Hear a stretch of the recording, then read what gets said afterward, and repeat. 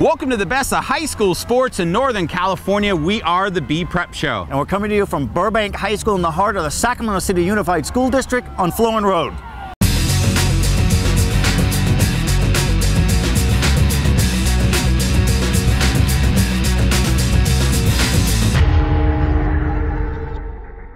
Welcome back for another edition of the B Prep Show. I'm Mike Finnerty, joined as always by my co-host Joe Davidson, the Sacramento Bee. And as we mentioned, we are coming to you from Luther Burbank High School in Sacramento. It's one of the storied old schools in all of Sacramento, built in the early 60s. And look at this nice new complex. It's great for the Sacramento City Unified School District, home of the Burbank Titans, looking for another Metro League championship and a Sac Joaquin section playoff run. Yep. All right, Joe, we got a lot in this show as we do every week. Loads of football. We're going to get to Granite Bay and introduce you to Cameron Smith, the 3-year linebacker for the Grizzlies. And I get a chance to catch up with Katie Nicknig. She's an underrated superstar for the #1 ranked El Camino volleyball team. And of course, we've got soccer, water polo, you name it, Joe. And we got football in every segment, so don't even reach for that clicker. We got previews, we got rankings, discussion, we break down players, preview games. It's always fun with football, and it's always good to get a game of the week, too. And a big-time one in the Tri-County Conference, Joe. You got Rio Linda Knights taking on the Inderkum Tigers, a battle. And a first-time battle. Realignment has brought these two teams together. Rio Linda was always in different leagues. Now in the same league, it makes sense. And we may have a football rivalry brewing with these two teams. I like it. I think it's good for the area. We did a story earlier this season in the Sacramento Bee on where's the football rivalries. This one could be a potential one. Great coaches both sides, great speed, athletes. Two teams also looking to win championships in the Sac Joaquin section playoffs. This is kind of a warm-up. Let's get right to it. It's our Les Schwab Game of the Week. The Rio Linda Knights taking on the Inderkum Tigers. Tri-County Conference title on the line Friday night when 7-1 Rio Linda and its star running back Marcel Brown paid a visit to the Natomas area to take on 7-1 Inderkum, where Terry Stark was looking for his 100th win as Tigers head coach. To the action we go, and getting on the board first was Rio Linda with this 2-yard touchdown by Peter Koopman, and it's 7-0 Knights. Inderkum answers, though. It's Tigers quarterback Jonathan Henry. He's going to fire deep downfield to Larry Hardy. That's a 30-yard pass and catch, and we're all tied up at 7 with 3:36 left in the first. Second quarter now, and it's Rio Linda's turn to find pay dirt. Calvin Robinson scampers in for a touchdown. Knights back on top, this time at 14-7. From there, Inderkum began to take over this game. Austin Thurman gets the call, and he is tough to stop. Thurman is going to sprint 77 yards for the score. That is going to tie it at 14-all. Then, with under a minute left in the half, Hardy pounds his way in for another 6. That puts the Tigers up 20-14 as this game moves to halftime. Things only got from bad to worse for Rio Linda as Inderkum scores 28 points in the third, another 14 in the fourth, as the Tigers coast to a 62-21 win. That secures a TCC title, and for Coach Stark, he gets his 100th win as team and school officials honor him after the game. It was a fun night to be an Inderkum Tiger. I'm just happy for my team. You know, we played a really good game. Everybody had really good speed. Our tempo picked up. That's what really kicked it off for us. So I'm just proud that we all came together as a team and really handled business out there tonight. We just was pushing, and then we had a good talk with our linemen, telling them to keep their head forward, and we go run, and that's what we did. This team, the biggest difference is the great leadership of NJ Follow, Jonathan Henry, CJ Garman. Those guys have been big-time leaders, holding everybody accountable, always the first guys here, never taking a day off, never being a minute late, always being 15 minutes early. And when your leaders of the team do that, everything else falls in place. Oh, win 100, he deserves everything. You know, the main thing I want him is to get that win with the ring. You know, I've been playing for him for 3 years. I've been watching him play for almost ever, and, you know, it's crazy. You know, I love this guy. I love him to death, and, you know, I really want to get this ring for him. All right, Mike, good stuff as always. As you can see, so much talent for both those teams, Rio Linda and Inderkum, going to be a factor in the playoffs. Both of them great coaches. It's really the foundation. In the Metro League, we checked out for the Metro League Championship, Sacramento High School and the Burbank Titans. A lot of speed, a lot of talent. Both those teams are looking to do some damage in the playoffs as well. Sac High needs competition. So does Burbank. They got it here. And a lot of Titans, by the way. Here you go. The Titans taking on the Dragons. It's another showdown for a league title, this taking place at Luther Burbank High School, where the 5-0 Sacramento Dragons were on the road to take on the 5-0 Burbank Titans. Metro League up for grabs, but this one was all Burbank from the beginning. Titans first play, first possession. Harrison Anderson looks deep down the right side and he hits Keyshawn Aites. That will go for 30 yards. First of many touchdowns on the night for the Titans. And just like that, it's 7-0 Burbank. Next possession, Anderson's going to toss left to Aites. He takes in for the score. Looks like he fumbles. Referees say he crossed the goal line, and that TD puts Burbank up 14-0. The Titans would go to the half up 27-6, and then the second half it was more of the same. Burbank outscores Sac High 21-6 in the second half and cruises to a 48-12 win over the Dragons. Both teams will wrap up league play this week. All right, Mike, there's the Sacramento Dragons looking to be a player in Sac Joaquin Section Division 3. Have to get better, certainly. And then Burbank is a factor in Division 1. Never mind a slow start to the season. Yeah, but we've got a lot more football. We're going to go to our Fox 40 final quarter highlights, and we're going to not talk about the games. We're going to talk about big picture with these teams, Joe. Let's start with Elk Grove and Franklin, two Elk Grove teams, and maybe they're rivals. They are rivals now, and we did a story in the Bee a few weeks ago. Who are the rivals for Elk Grove? Elk Grove doesn't know, but Franklin's a rival. Franklin's 13 years old. Elk Grove's as old as the beginning of time, and both of these teams, Mike, are looking to do some damage in the Sac Joaquin Section playoffs. Elk Grove in Division 2, and Franklin in Division 1. All right, let's stay in the Delta. How about Davis and Grant?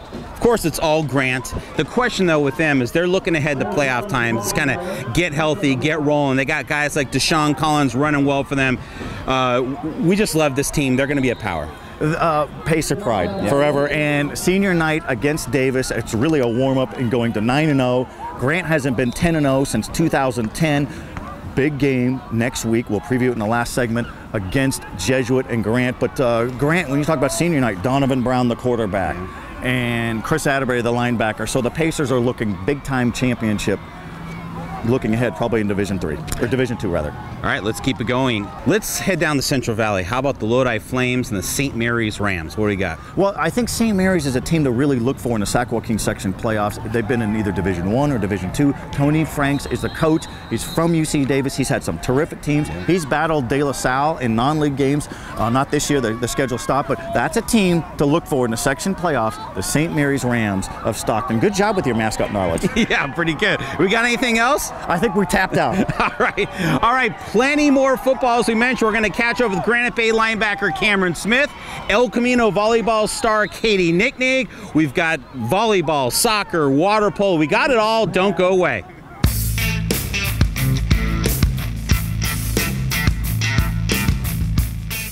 This is your RAM Auto Update. Just in, the classic term used car is old-fashioned, outdated, and no longer of any particular relevance. Let's party. The Roseville Auto Mall is throwing a massive factory-certified pre-owned sales event. That means incredible savings on just about every kind of car in the world. All factory certified. It's happening now. It's going fast. In layman terms, skedaddle. The Roseville Auto Mall, driven to be the best. We want to thank our title sponsors, Save Mart Supermarkets. Shop Save Mart up and down the Central Valley. Welcome back to the Bee Prep Show as we bring you the very best in high school sports in Northern California. Strong emphasis here in Sacramento, brought to you by our good friends from Save Mart up and down the valley. Mike, football in the first segment, more football to come as we introduce you to maybe the best player on defense in the Sac Joaquin section, and Cameron Smith. He can move furniture if you ever need some muscle. But let's talk a little volleyball. Volleyball is so big in this region. Yeah, Delta matchup, Joe, from last week. The Davis Blue Devils taking on the Pleasant Grove Eagles. Davis had been on a roll, moved up to our top 10. Pleasant Grove's been a power, and those two teams met up. We'll see how it went. Let's head to Pleasant Grove High School in Elk Grove for the host, and B number 7 ranked Eagles are taking on the number 9 Davis Blue Devils. Davis on a roll coming in, having won 8 of its last 9, with the only loss coming to Pleasant Grove. Would it happen again?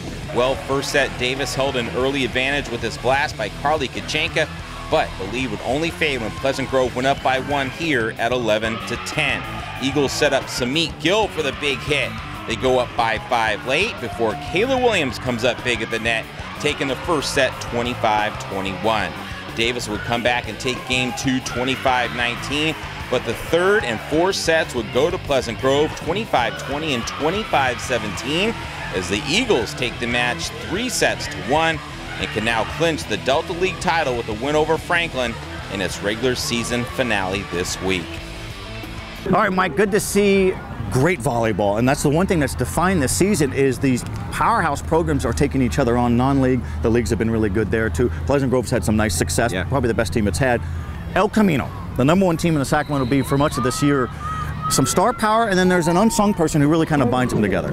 Yeah, Katie Nicknig of El Camino, she is the big blocker for their team. She's going to San Jose State next year, but she's kind of been in the shadows of some players on the team, but not this year. She's going to be a big force as they want to go far and win a state title. It's our school's financial credit union Game On Athlete of the Week.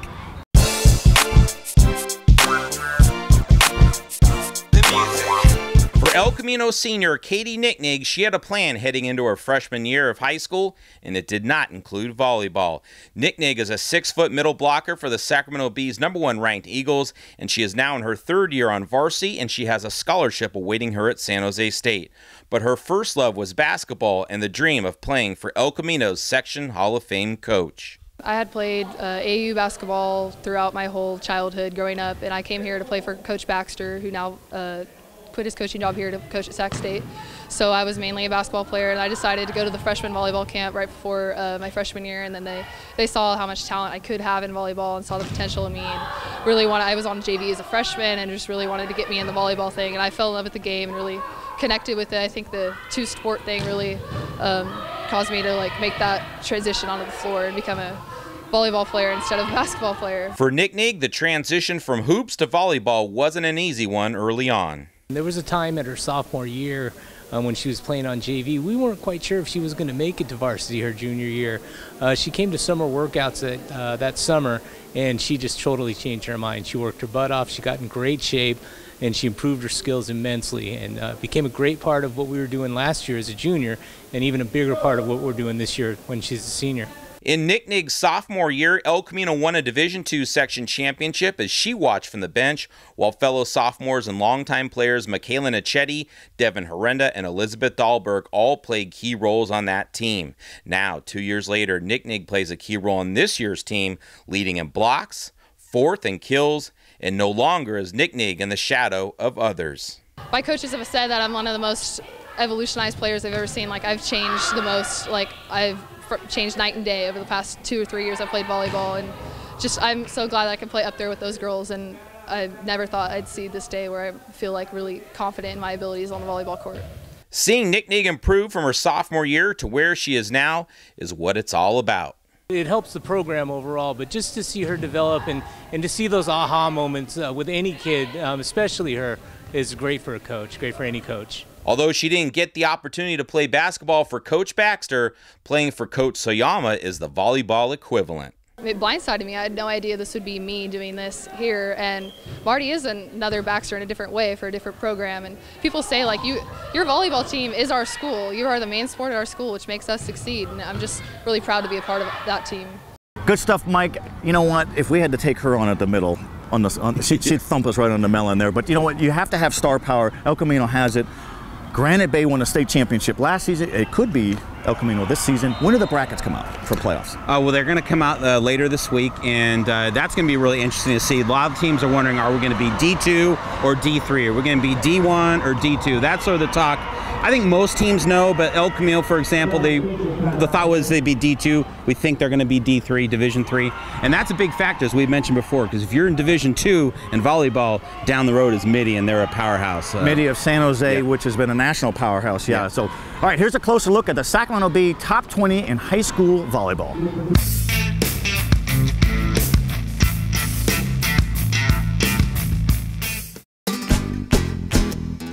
There's a history you feel when you visit any of the Von Housen automotive dealerships. You'll sense the quality of Mercedes-Benz, and you'll experience the low-pressure atmosphere that comes from 2 generations of family ownership. Mercedes-Benz of Sacramento, Mercedes-Benz of El Dorado Hills, and Mercedes-Benz of Rockland. 3 great reasons to drive one of the world's best automobiles. Come feel the difference or visit vonhausen.com. We'd like to thank our sponsors, starting with Save Mart Supermarkets, where fresh comes first. Shop at Save Mart up and down the Central Valley. Schools Financial Credit Union, banking for everyone, value, convenience, and emerging technology. Von Housen Automotive Group, celebrating 50 years with Mercedes-Benz. Stop dreaming and start driving. Roseville Auto Mall. If you're looking for a used car, go to the Roseville Auto Mall with over 6,000 vehicles to choose from. And Les Schwab Tires. Since 1952, we promise we'll get you more for your money. All right, welcome back to the best of high school sports in Northern California. Big emphasis in Sacramento, brought to you by our good friends from Save Mart. Mike, a lot of football coming up in this show in the last segment as well. Volleyball in the previous segments, but who are some unsung football players of note as we recognize the achievers, maybe not the frontline guys for Players of the Year, but guys that you got to have to survive and win section championships? Well, I almost feel strange that we're saying this guy is an underrated player, but Bailey Leolagi of Folsom, I guess what happens when you think of Folsom, you think of Jake Browning, or on the defensive side, you think of Sam Whitney and these guys, Lucas Hendricks, but Leolagi he's there, he does it all. And you see the big bulky knee brace that he has. He went down early in the playoffs last year with the ACL. He's all the way back. He's a weight room guru. Jake Browning says you could literally see his muscles form as he's lifting weights. So that's pretty neat. Yeah. But Bailey Leolagi, running back, linebacker, tough, physical, resilient, all the way back from a knee injury. That's unsung big time. Yeah. Well, you've got one, I know. Your turn. I got two of them. Okay. Chase Hatata, defensive tackle for Rockland, and his linebacker teammate, Dusty Howenstein. Rockland's been really strong on defense. Best defense Rockland's had since 2009 bowl team. You got to have both. Defensive tackle Hatata just is strong. He's a junior. The Folsom coaches played him just recently, said this guy's a Division I scholarship guy. And Dusty, he gets the ball in the open field, he could rumble. Yeah. All right, who else again on this list? Let's finish it out. El Toro Allen of Elk Grove. We like him for one main reason. Well, he can run well, and he scores touchdowns. We like that. He's speedy, and he's fast. And number 7 is a jet on sweeps, handoffs, receptions, defense, special teams. He's really impressive there. Cosumnes Oaks quarterback Jaron Stallworth has the Wolfpack of Elk Grove thinking championship and Sacramento King section championship. He could throw a pretty ball. He runs. He's athletic. He's spirited. He's also a very good basketball player as a point guard. So I like him. You've seen him as well. Yep. Those are just some. We can go up and down the list for just about every team, but some that come to mind and some that we think are going to have an impact on playoffs and how well their teams will do there. All right, Joe, we're going to move away from football for a little bit. We're going to get it out to soccer. I got a chance to see one of the best teams in the area last week, Joe, the Galt Warriors. Their guy, Isaac Martinez, one of the best, and they took on the El Dorado Cougars. Out to Irv Hatzenbuehler Stadium we go in the city of Galt, where the Bees' number 8 ranked Galt Warriors played host to the El Dorado Cougars in a Sierra Valley Conference matchup. And with Galt already up 1-0 early, the Warriors strike again. Isaac Martinez gets it to freshman Arath Chavez. He heads it in for the score. That puts Galt up 2-0 at the 27th minute. Second half now, and plenty of opportunities for Galt to add to its lead, but just couldn't get anything to go. And in the end, Galt holds on for a 2-0 victory and will now get ready for postseason action this Thursday as the number 1 seed in the Division IV bracket. All right, Mike, great to see highlights at Galt, one of the old traditional powerhouses in a lot of sports over a lot of decades. How about some pool action in water polo? You got Davis and Jesuit, longtime powers. How'd that go? Oh, it was fun. From the Shaw Aquatic Center, by the way, at UC Davis. A good one between the Marauders and the Blue Devils. These two teams are just, you know it, Division I powerhouses over the years. And so they met up in a little season finale. When you think of aerial water polo, you can't help but think about Davis and its 15 section championships, and of course Jesuit with its 8 titles. These two teams have met up in the Division I section championship 10 times in the past 15 years, and last week they met up once again before the playoffs get started this week.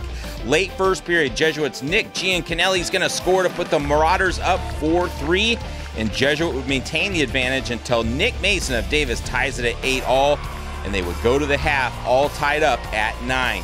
Davis finally grabbed the lead on this Cameron Wright shot in close. That's going to make it 10-9 Blue Devils early in the third, but Jesuit would head to the fourth up by 1 at 13-12.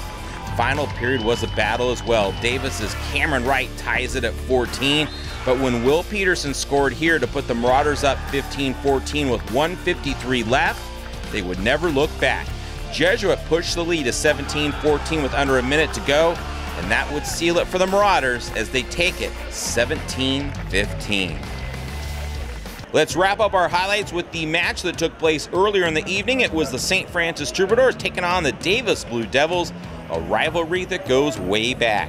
With Davis up 6-5 heading into the fourth period, the Blue Devils went on an absolute tear and outscored the Troubadours 6-1 in that final period. And with that, Davis prevails by a final count of 12-6.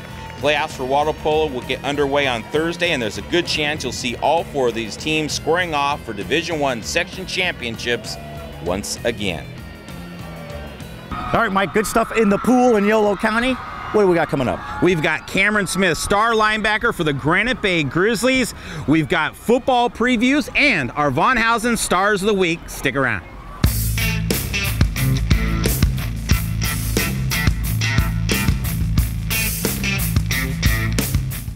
A credit union is a not-for-profit member-owned financial institution. Can your bank say that? Demand more from your financial institution. Make the switch to Schools Financial Credit Union for low loan rates, state-of-the-art technology, making accounts accessible anytime, anywhere, and more ATMs than most major banks. Anyone who lives, works, or worships in Sacramento and its surrounding counties is eligible to join.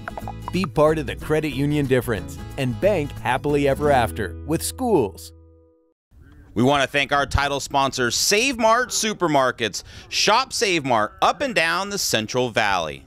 Welcome back to the very best of high school sports as we bring you the top teams, themes, trends, whatever's going on in the Sacramento region for high school sports. What do you got? Do you got some more athletes for us? We do. We've got our Von Housen Stars of the Week. This week's Von Housen Stars of the Week are Nick Giancanelli of Jesuit and Colby Stapleton of Davis. Giancanelli, the 6-foot, 180-pound senior for the Marauders, came up big in Jesuit's 17-15 win over Davis as Giancanelli led the team in scoring with 5 goals and added 9 points. As for Stapleton, the outstanding senior for the Blue Devils, she helped lead the way in Davis's 12-6 win over rival St. Francis. For the night, Stapleton had 4 goals and added 2 assists. All right, Mike, a little bit more football. We love the linebacker grunt players, and there isn't a better one in this region than Cameron Smith, Granite Bay senior linebacker. In my 26 years at the B, Sacramento B, he's as good as we've ever seen, and he's physical, strong, but he looks like you could put a piano on his back and run up a flight of stairs. But what do you like about him? Well, he's a champion. He's a state champion, but he's driven, Joe. He can't wait to get to college. USC and his high school sports days are coming to a close. I got a chance to catch up with Mr. Cameron Smith.